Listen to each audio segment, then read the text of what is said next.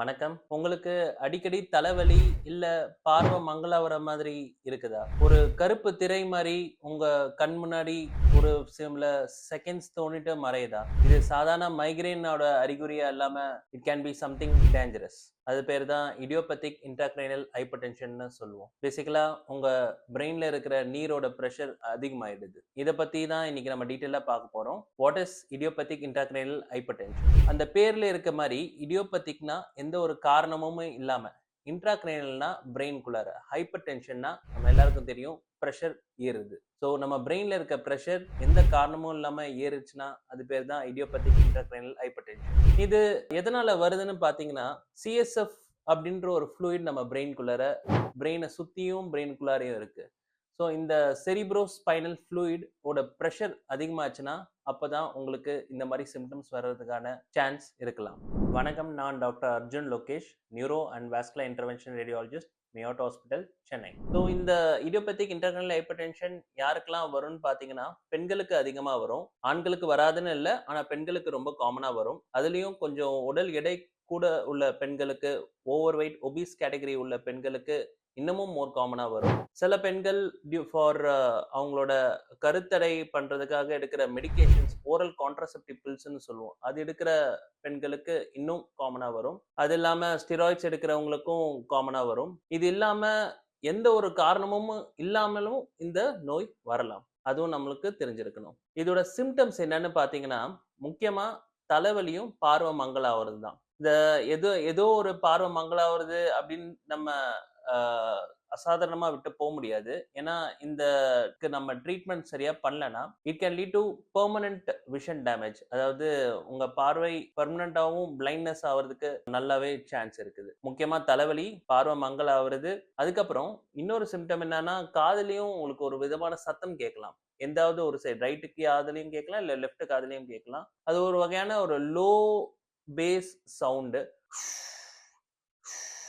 அப்படின்னு உங்களுக்கு கண்டினியூஸா இந்த சவுண்ட் கேட்டுட்டே இருக்கலாம். இது பேர் தான் மெடிக்கல் டெர்மினாலஜி டினிட்டஸ்ன்னு சொல்லுவோம். ஸோ அதுவும் ஒரு முக்கியமான அறிகுறி. எல்லா பேஷண்ட்ஸ்லயும் இந்த சிம்டம், டினிட்டஸ் என்ற சிம்டம் இருக்குமான்னு நம்ம சொல்ல முடியாது.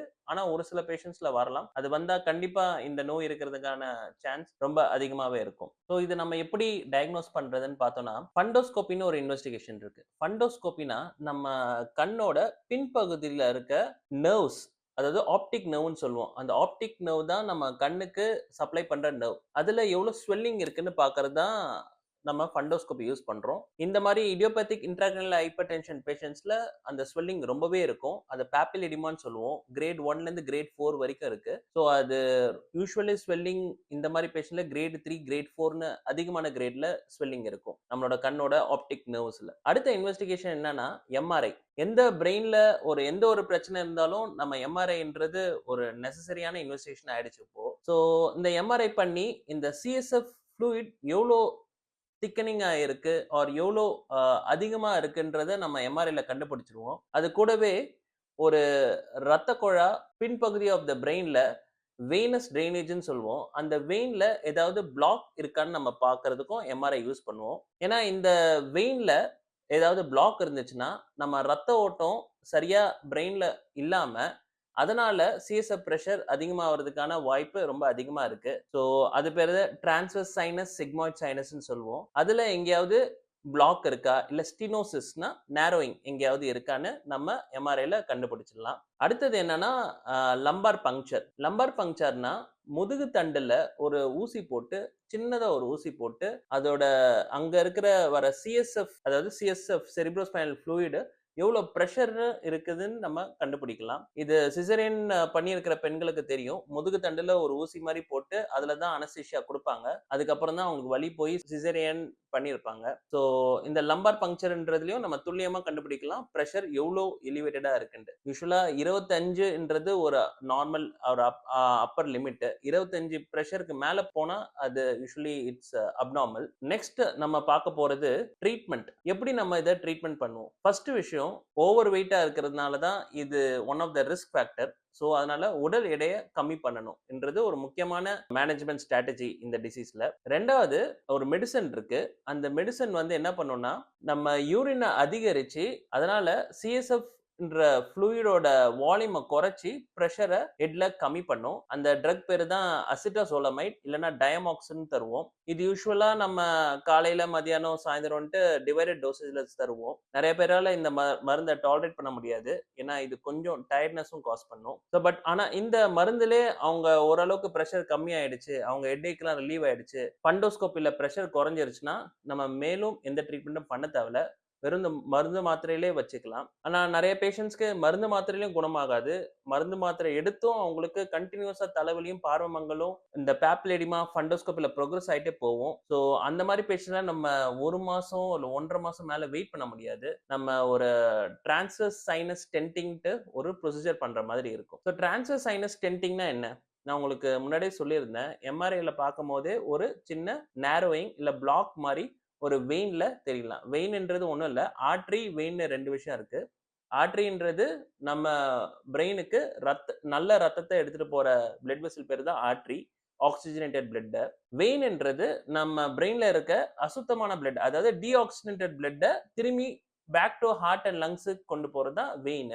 இந்த நோயில இந்த வெயின்ல தான் பிளாக் இருக்கும். ஆர்டரில இல்ல. ஸோ இந்த வெயின்ல பிளாக் இருக்கறனால ரத்த ஓட்டம் சரியில்லாம நமக்கு பிரஷர் அதிகமாயி, பிளட் பிரஷர் அதிகமாயி, அதனால சிஎஸ்எஃப் பிரஷர் அதிகமாகி அதுக்கப்புறம் இந்த எஃபெக்ட்ஸ்லாம் வருது. ஸோ இந்த வெயின ஓப்பன் பண்றதுக்கு நம்ம ஸ்டென்ட் மாதிரி ஒண்ணு வைப்போம். லைக் எனி ஸ்டென்டிங் ப்ரொசீஜர் இந்த ப்ரொசீஜரும் லோக்கல் அனஸ்தீசியாலே பண்ணிரலாம். ஒரு மேக்ஸிமம் 30 டூ 45 மினிட்ஸ் டைமிங்லயே முடிஞ்சிரும். நம்ம முதல்ல போயிட்டு ஒரு கத்தீட்ரு மாரி போட்டு, முதல்ல எவ்வளோ பிரஷர் இருக்குன்னு நம்ம மெஷர் பண்ணிட்டு, பிரஷர் கிரேடியன்ட் பார்ப்போம். எவ்வளோ பிரஷர் அதிகமாயிருக்குன்ட்டு. அதுக்கு ஏத்த மாரி டிசிஷன் எடுத்து நம்ம ஸ்டென்டிங் பண்ணுவோம். ஒன்ஸ் ஸ்டென்டிங் பண்ணோம்னா, இமிடியேட்லி பிளட் ஃப்ளோ நல்லா இம்ப்ரூவ் ஆகி, உங்களோட சிஎஸ்எஃப் பிரஷரும் குறைய ஆரம்பிக்கும்.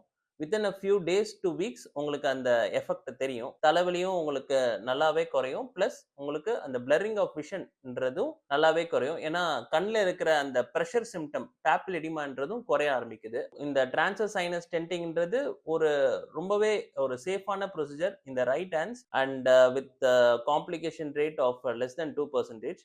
நம்ம ஸ்டென்டிங் இன்னைக்கு பண்ணோம்னா, mostly patient will be discharge 2 நாளைக்கு அப்புறம். ஸோ இது பேரு தான் டிரான்ஸ்வர்ஸ் சைனஸ் ஸ்டென்டிங். இது ஒரு ரீசன்ட் அட்வான்ஸ்மென்ட். இந்த டிரான்ஸ்வர்ஸ் சைனஸ் ஸ்டென்டிங்லயும் சரியாகல அப்படின்னா, பேஷண்ட்டுக்கு நம்ம சிஎஸ்எஃப் டைவர்ஷன் ப்ரொசீஜர்ஸ் தான் பண்ணணும். சிஎஸ்எஃப் டைவர்ஷன் ப்ரொசீஜர் நெறைய இருக்கு. லம்போ பெரிட்டோனியல் ஷன்ட் இருக்கு. ஆப்டிக் நர்வ் ஷீத் ஃபெனஸ்ட்ரேஷன்ட்டு ஒரு ப்ரொசீஜர் இருக்கு. இந்த மாரி அதர் சர்ஜிக்கல் ப்ரொசீஜர்ஸ். பட் அதெல்லாம் இன்வேசிவ் ப்ரொசீஜர்ஸ். பட் இந்த டிரான்ஸ்வர்ஸ் சைனஸ் ஸ்டென்டிங்ன்றது ஒரு non invasive or minimally invasive ப்ரொசீஜர்ன்னு வச்சுக்கலாம். நான் இதுவரைக்கும் சொன்ன சிம்ப்டம்ஸ் ஆன headache, blurring of vision, tinnitus இந்த மாரி சிம்ப்டம்ஸ் ஏதாச்சும் இருந்துச்சுன்னா, நீங்க உடனடியா உங்க ஹாஸ்பிட்டலுக்கு ஒரு நியூராலஜிஸ்ட்டையோ, இல்ல ஒரு நியூரோ இன்டர்வென்ஷனல் ரேடியாலஜிஸ்ட்டையோ நீங்க சீக்கிரமா கன்சல்ட் பண்ணணும். நீங்க எவ்வளோக்கு எவ்வளோ இந்த டிலே பண்றீங்களோ, அவ்வளோக்கு அவ்வளோ உங்களோட பார்வை பெர்மனன்ட்டான டேமேஜ் ஆவறதுக்கான வாய்ப்பு அதிகம். Please do consult a doctor at the earliest.